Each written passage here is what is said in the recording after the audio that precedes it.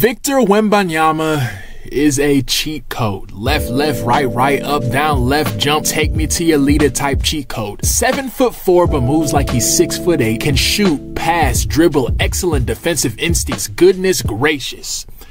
My heavenly father, you gave this man everything and I can't make an open three? Victor Wembanyama is the most probable next face of the NBA. Just take 5 minutes to watch his rookie season tape and it's gonna be hard for you to think he's gonna be anything less than an all-time great. In fact, if he just holds serve and doesn't improve at all, at least statistically speaking, he's probably a lock for the Hall. Again, just look at his rookie year stat line. 21.4 points per game, 10.4 rebounds, 4 assists, 1.2 steals, and a Tetris Minecraft, Duplo, your ex on all their social media accounts level of blocks, and all that in under 30 minutes per game. That's the real kicker. We've seen very few, but still a few people in the history of the league have this level of raw production. Yes, the only guys we've seen do this are like 20 of the greatest big men of all time, no big deal, and a few more multi-time all-stars. But still, we've seen this raw production before. When you take into account minutes played though, or to be even more accurate, the amount of possessions Victor played over the course of the season, there's only one person that produced at a similar rate. Ironically, another elite physical freak who happened to don a Spurs jersey. Only difference? The only time D-Rob produced numbers on this scale was his age 28 season, arguably the best season of his long and storied career. Victor Wembanyama is 20 years old, 19 when last season started. This was not supposed to happen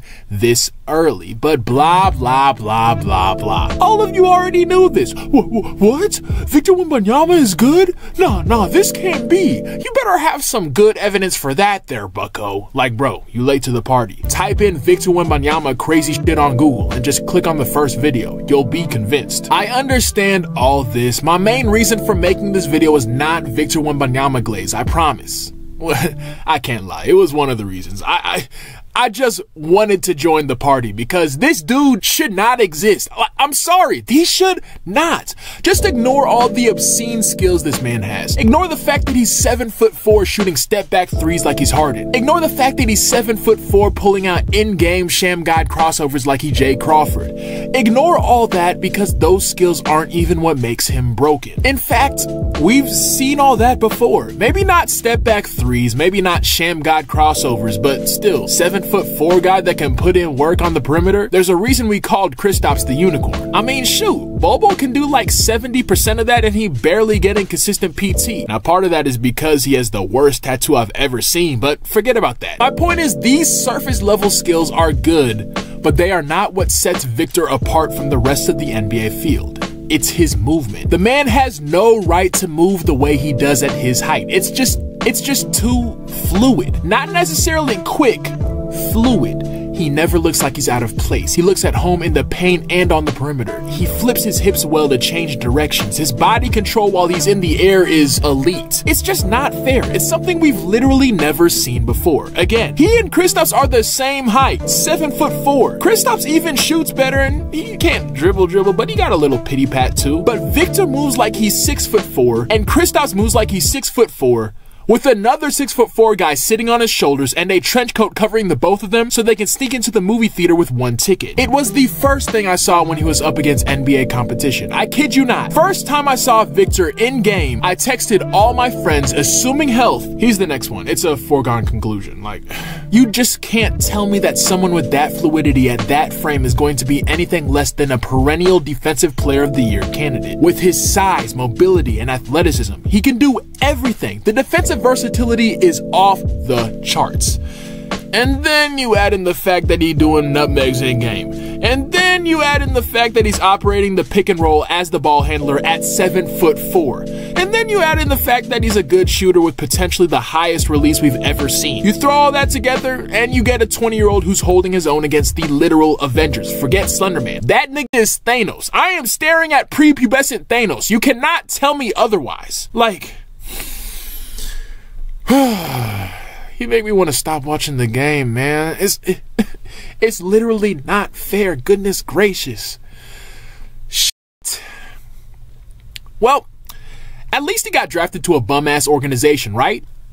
Well, That is the main reason I wanted to make this video. It's not just that Victor is a cheat code, it's that he's a cheat code on one of the most well-run organizations in sports, the San Antonio Spurs. Now, are the Spurs what they once were? No. Is Pop what he once was? No. But this isn't the Brooklyn Nets. This ain't the Chicago Bulls, the Portland Trail Blazers. The Spurs are still a good organization, in my opinion. And even if you think they aren't a good organization and should be in the same boat as the Trailblazers, Bulls, Nets, etc., that's a valid opinion, but they at the very least have the organizational experience to build around and develop a player like Victor Wembanyama. Can you really name me one team in the league that has more experience developing and building around MVP, Defensive Player of the Year caliber, uber athletic big men? I have no doubts that the Spurs are the team that gives Victor the best chance to reach his fullest potential. And even further than that, I think it is unlikely the Spurs will fail to build around him properly, mainly because I think they got everyone they need already on the roster. Let's just go down the list. Devin Vassell is a great scorer that fits on any team. 6'5", 19.5 points per game. Doesn't need the ball to really get going. Solid defender, and the thing that really sets him apart for me is he is efficient everywhere. No real holes in his shot profile, just good everywhere, which bodes well for his ceiling and shows some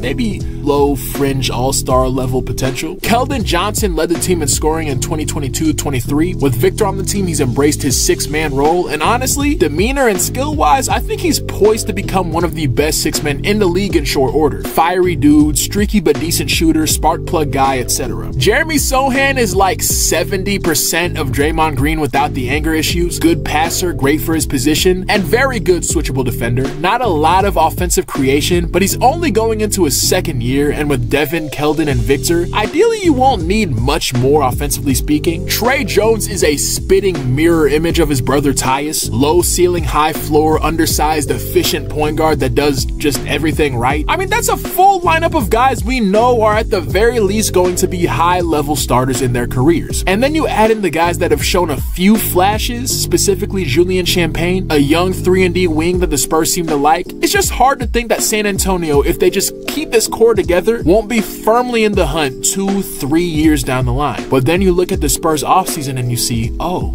they made the perfect additions. Stephon Castle at pick number 4 was the perfect draft choice for me. When it comes to draft picks, I never judge them by my evaluation. I always look at scouts' drafting reports and look for keywords and phrases that I've found are usually included in star players' drafting reports. And Stephon Castle's profile was littered with the keywords and hot phrases I love the most. Good intangibles, high motor, intensity, and most importantly, feel for the game. Stephon Castle gives off heavy Jimmy Butler vibes to me. Not saying he's gonna be a top 10 player in the league someday, but secondary ball handler with a great all-around game but a little lacking from three-point range? Heck, that sounds more likely than not to me. And then the veteran acquisitions, Harrison Barnes, a solid all-around player that according to everyone that's played with him is one of the best locker room guys in the league. Chris Paul, one of the smartest and most experienced players in the league that increases wins everywhere he goes. The Spurs are doing an excellent job so far building around Victor. And I don't know, man, it feels like they aren't as far from the playoffs as their record last year might suggest. All they need is some veteran leadership, their young guys to get a little better, Victor to continue his play from the back half of last season, and a bit more chemistry, and we may be seeing Wembanyama basketball in the playoffs as soon as April 2025. With that, thank you for watching the video all the way through. If you enjoyed this content, go ahead and like and subscribe. We got some more stuff for you. In addition to that, comment down below where you think the Spurs are going to finish in the West next year. I know the West is very stacked, but I'm just saying, I got a feeling. Share the video with a friend, and as always, stay sweaty, ladies and gentlemen.